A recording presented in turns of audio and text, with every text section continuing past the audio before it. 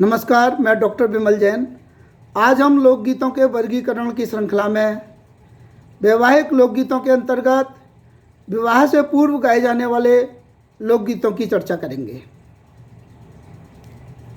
हमारी संस्कृति में विवाह संस्कार को सबसे महत्वपूर्ण एवं आनंददायक संस्कार माना गया है। हमारे यहाँ विवाह को एक जीवन धुरी के रूप में देखा गया है। ऐसा माना जाता है विवाह एवं पुत्र जन्म के पश्चात लड़का अपने पितृऋण के दायित्व से मुक्त हो जाता है। पति पत्नी के जन्म जन्मांतर तक साथ निभाने की बात कही गई है। हमारे धर्मशास्त्रों में 8 प्रकार के विवाहों का उल्लेख किया गया है, जिसमें आर्य विवाह को सर्वश्रेष्ठ विवाह के रूप में देखा गया है। हमारे लोकगीतों का आधार यही आर्य विवाह माना गया है।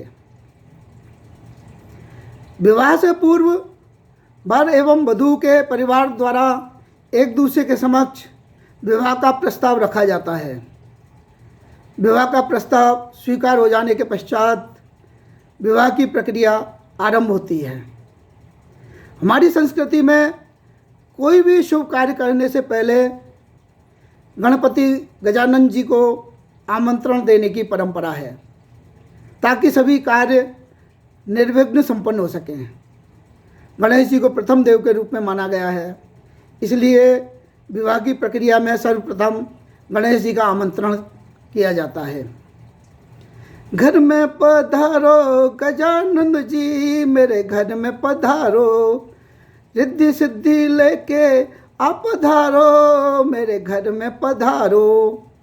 इसमें गणेश जी को रिद्धि सिद्धि सहित परिवार में आने का आमंत्रण दिया जाता है। साथ में प्रार्थना की जाती है कि अन्य देवी देवताओं को भी साथ में लेकर आएं। जब गणेश जी की स्थापना हो जाती है तो वधू पक्ष के द्वारा वर पक्ष के यहाँ लग्न पत्रिका भेजी जाती है। लग्न पत्रिका में शुभ मुहूर्त के अनुसार विवाह के कार्यक्रमों का समय तिथि का उल्लेख किया जाता है।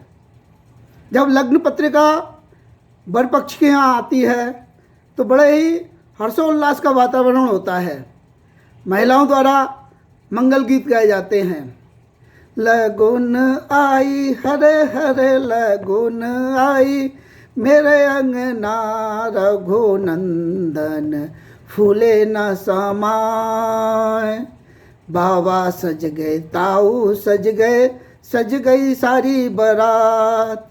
रघुनंदन तो ऐसे सज गए जैसे श्री भगवान लगन आई।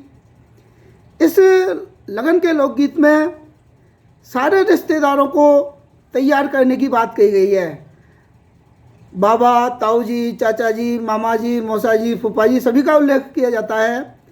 और जो वर होता है उसको भगवान के रूप में, भगवान श्री राम के रूप में, रघुनंदन के रूप में देखा जाता है कि वो किस प्रकार से अपनी तैयारी करते हैं।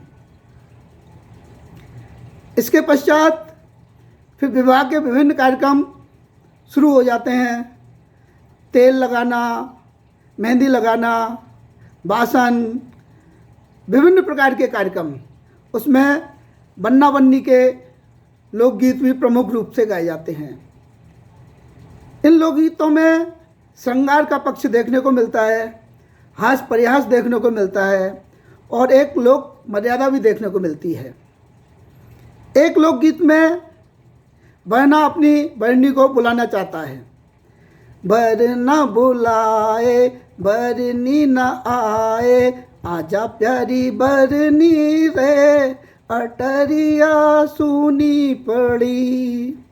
इसमें बर है जो बनना है वो अपनी लाडी को छत पर बुलाना चाहता है, लेकिन इसमें बरनी अपनी लोक मर्यादा का उल्लेख करते हुए कहती है, मैं कैसे आऊँ बाबा जी खड़े हैं, मैं कैसे आऊँ ताऊ जी खड़े हैं, पायल मेरी बजनी रे, अटरिया सुनी पड़ी।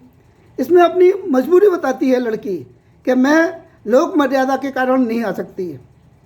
लेकिन जब लड़का फिर उसको एक सुझाव देता है, पायल को उतार ले लंबा घूंघट डाल के, आजा प्यारी बरनी रे अटरिया सुनी पड़ी।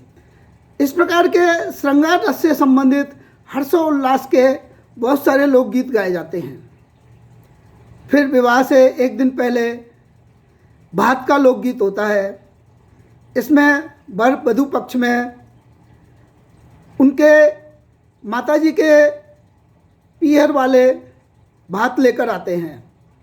जब भात लेकर आते हैं तो बड़े ही आनंद का और हर्षोल्लास का वातावरण बनता है। जब पीहर वाले भात लेकर आते हैं तो उनके पक्ष की महिलाएं हास्य प्रयास करते हुए भात पहनाने की बात करती हैं और उसमें एक आनंददायक हास्य प्रयास का लोकगीत प्रमुख रूप से गाया जाता है।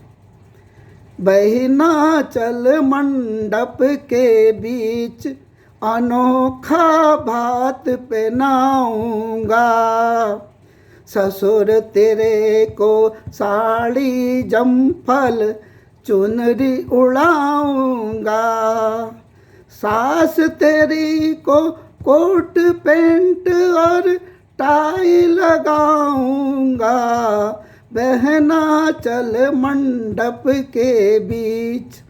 अर्थात इसमें हास्य प्रयास करते हुए इतना आनंद का वातावरण हो जाता है कि महिलाएं जो महिलाओं के लिए पुरुष के वस्त्र और पुरुषों के लिए महिलाओं के वस्त्र पहनाने की बात करती हैं और आनंद को दुगना बनाती हैं। इसी प्रकार इसी मायरा के लोकगीत में जब जहाँ पर मायरा आता है, भात आता है, उस पक्ष की महिला भी एक लोकगीत गाती हैं। 100 की तो मेरे आन रे भातैया, 500 की गई रिवाज के 900 ले अइयो भातैया। इसमें लोकगीत में जो राशि का उल्लेख किया गया है, ये बहुत पुराना लोकगीत है, लगभग 50 साल पुराना या उससे पुराना होगा। उस समय 100, 200, 500 रुपये का बहुत महत्व हुआ करता था। इसलिए हास्य प्रयास करते हुए कि किस प्रकार से भात लाना है उसका उल्लेख किया गया है। तो विभिन्न प्रकार के कार्यक्रम चलते हुए विवाह की प्रक्रिया धीरे धीरे संपन्न होती है। अगले वीडियो में हम विवाह के अवसर पर और विवाह के बाद गाए जाने वाले लोकगीतों के बारे में चर्चा करेंगे। नमस्कार।